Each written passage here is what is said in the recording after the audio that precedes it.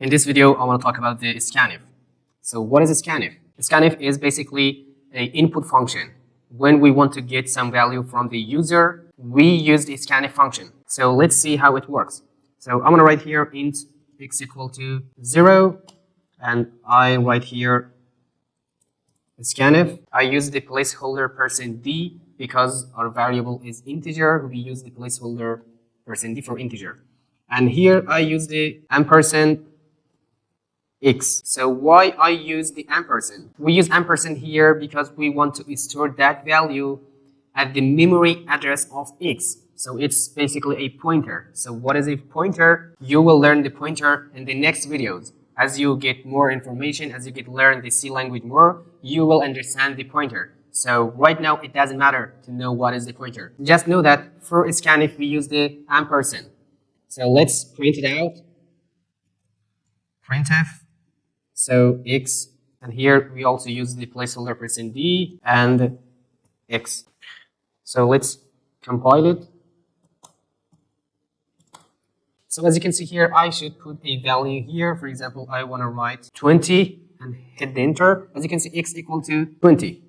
So it's much better if we use a printf before this scanf. So I'm going to write the printf, and here I'm going to write the insert the value x, and here I'm going to write the \n. So let's compile it again.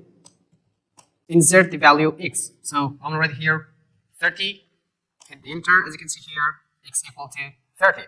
So this is the basic information about the scanf. And also we can get multiple input from the user. For example, I can write here also into y equal to 0. And I want to write here also %d, again %d. I'm going to write the ampersand x and ampersand y. So here, the print the x and y, %d, %d. X and y. So let's compile it. As you can see here, we can input the value x 30 and space the value of y 40. Hit enter. X and y 30 and 40. So also we can write like this. X, and we will select one of them. I will copy that. So here I'm going to write the y. Instead of x, I'm going to write y. So let's save it, compile it again and run.